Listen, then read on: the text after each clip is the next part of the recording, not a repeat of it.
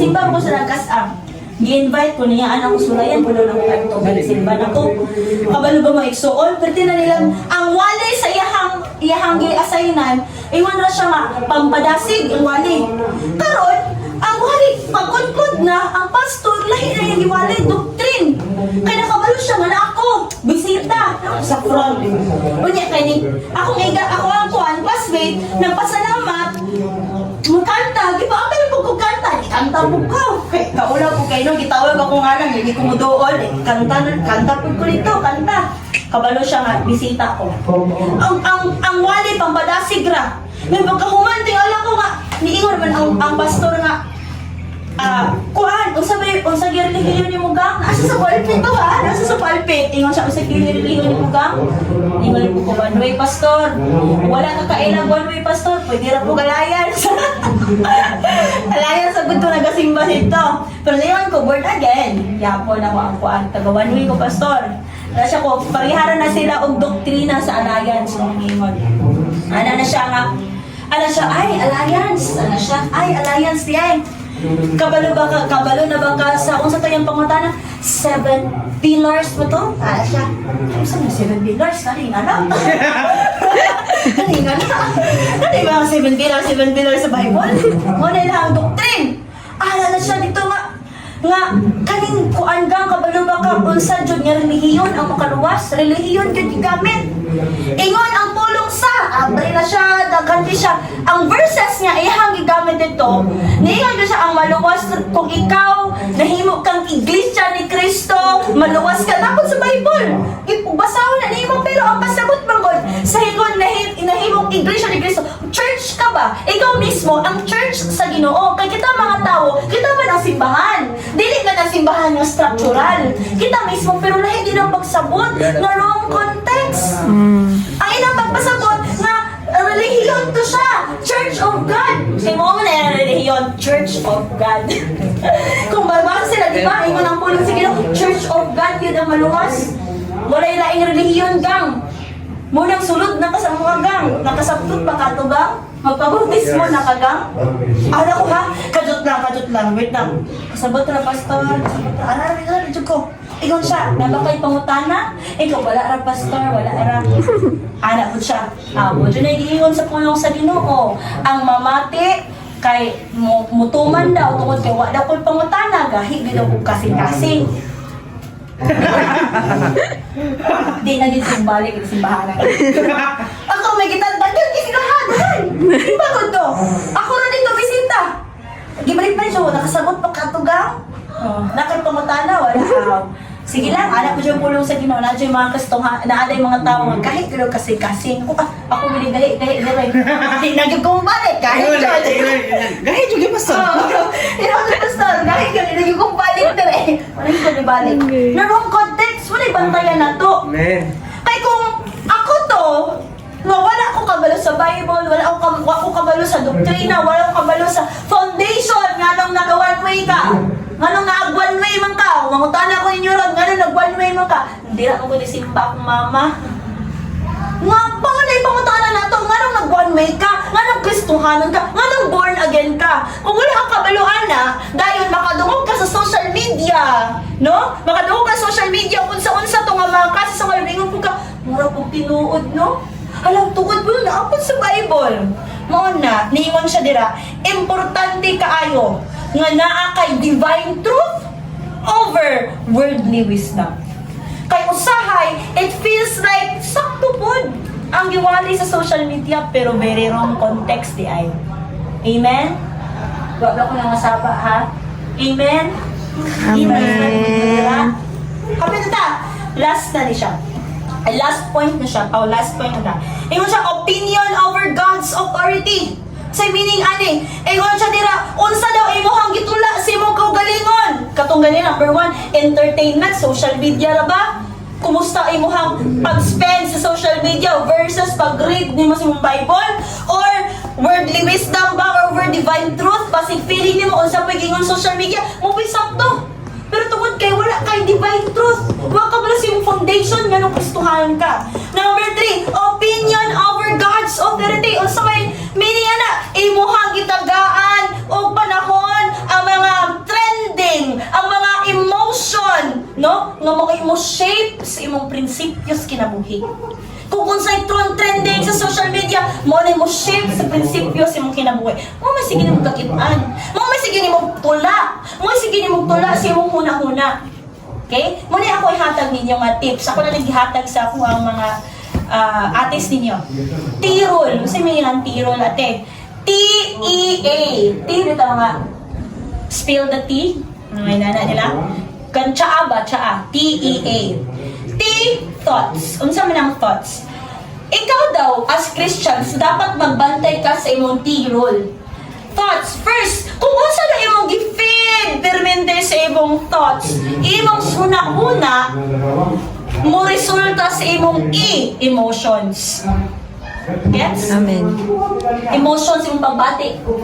Kung ikaw magsige kag katulad ang kuan sa lida sa una nga sikat kaayo nga ika-anim na utos. Oh, mo wala na nga. Sige yung away, pangapit dili pa kana chud, kana yung subakan yung gabin, ang suko kagabin. Kay mo man yung sige tula sa imong una-una. Mo man mo sige tan-awon. Di ba masuko pug ka? Kung masuko na imong pagbati, may himo na dayong mo manifest sa imong action. A. Imong action. Masuko pug kag apil. Mag-aagot na lang pug ka. Kay kayog yung, di ba? Mapastorya na sa dili mao. Ngunay, inyuhang ibutang. Bisag asa mo mga adto, kumusta inyong tirol? Kumusta kung unsa inyong gitula sa inyong hunahuna? Kay mugawas na sa pagbati. Kung ang inyuhang sige ra magtula sa inyuhang huna-huna, puro na uyab-uyab. Di, muguan pa na mga magbati. Dayon mugawas kila sa action. Kung inyuhang gitula sa inyong huna-huna, puro na social media. Mugawas po ang pagbati. Masama na kasi sa pagbati. Kung unsay trending social media mo, pwede mo gusto. Kay mo man imo sige tula. Mana importante kayo ang tirol.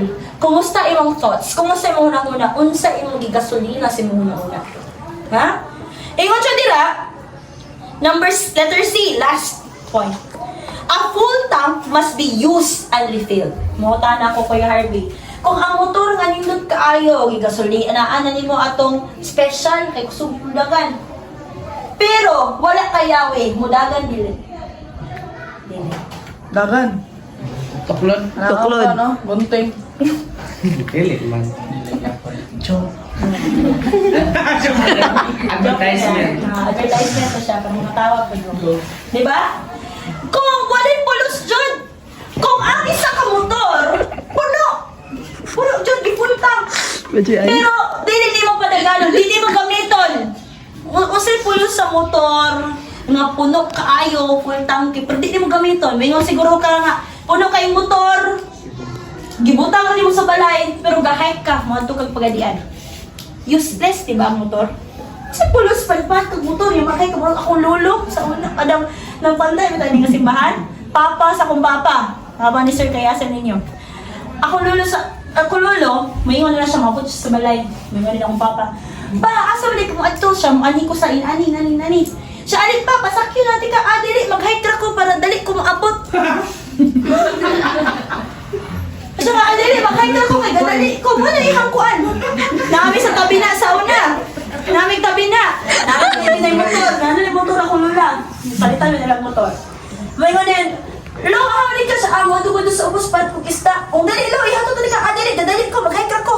Wala na ihaw, pero may mo, na ko, may, lo, kung gadali ka, sakay na lang ka sa motor. Di mo sa sa motor, ni Lola, di ka masakay. Dadali, maday ka. Siya, dili, dugay kay mo din, ay, mag-hike na lang ko. Muha na siya. Kay, kaputon siya na, magkuha pa sa motor, gikan sa parkingan, madugayan siya na. Di ba? Wig kaayo. So, inana ba? Unsay pulos sa motor, puno, pero di gamiton. Amen.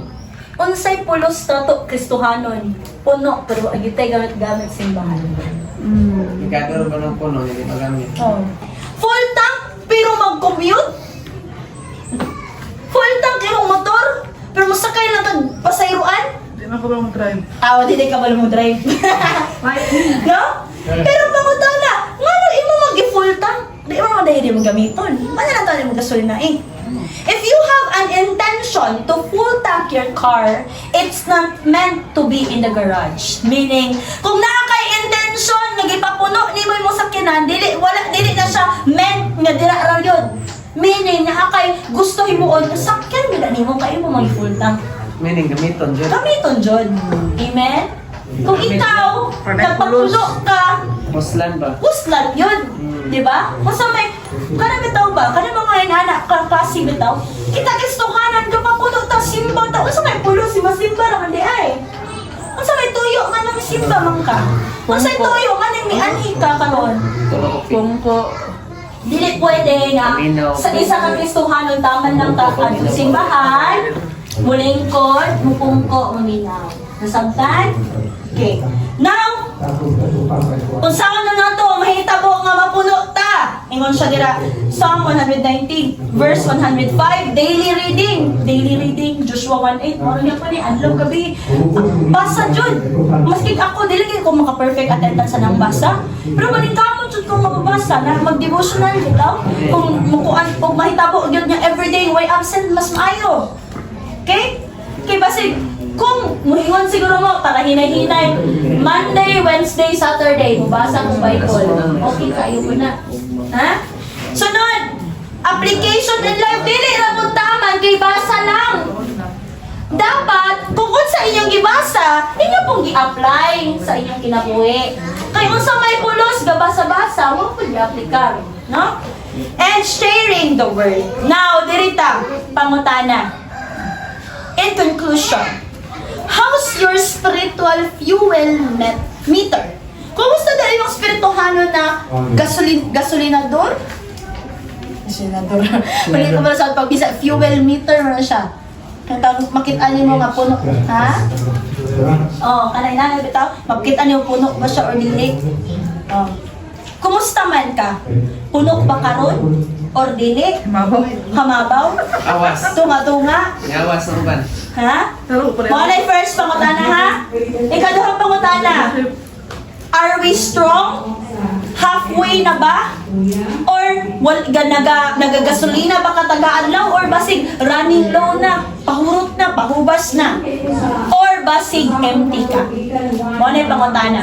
Sa kung hangyoon nga mag small group ta, dili na to parte yun yung mga close ka mundo ha.